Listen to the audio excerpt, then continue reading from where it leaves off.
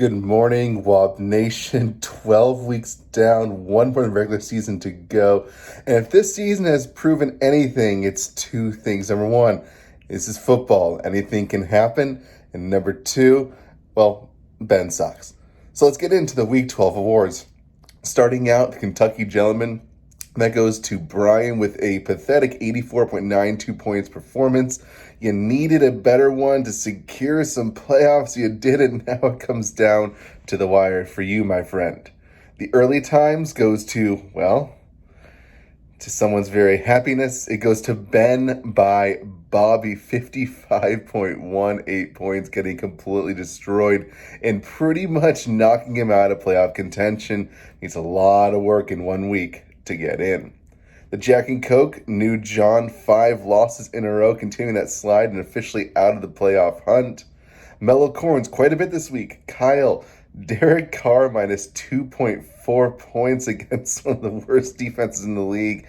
Cruiser, Jonnu Smith, 0. New John, AJ Green, 0. And Indy D minus 5. Why did you start Indy D? They're playing Tennessee. I don't know. Maybe your baby's got you distracted or something.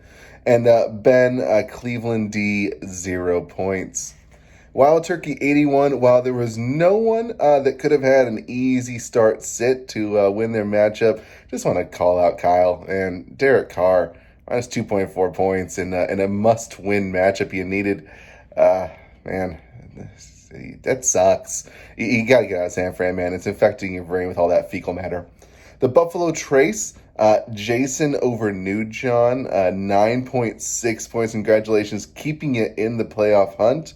The Yamazaki, that surprisingly goes to Sirach over me, pulling out a massive performance, third highest points of the week to win. And it doesn't do much for you. You're still in the playoffs. I'm still in the playoffs, but congrats. You made it a little harder for me to get that first round bye. The old-fashioned, no one this week with that. No one 4 wins in a row.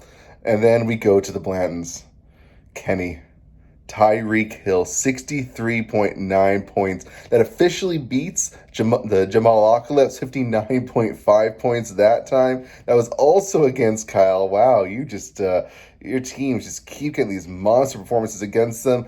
And, you know, a little bit of history of football is, Bob, you're going to ask. The highest ever was actually Jerry Rice, one game in the 90s, got about what would be equivalent to 65.5 points. So Tyreek Hill, second highest of all time, and the highest in, I guess we'll call it modern fantasy, or people actually playing on apps.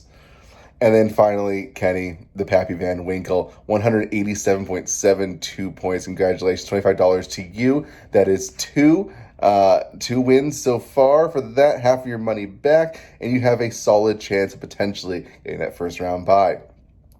Prediction: the upcoming next week, week 13, Jack and Coke watch goes to Ben. One more loss, that Jack and Coke is yours, and you are really out of the playoffs. And something interesting is you have potential to move into, get it, 11th place after next week with a loss and a couple wins. And oh man, I think people in this league will be very, very happy about that.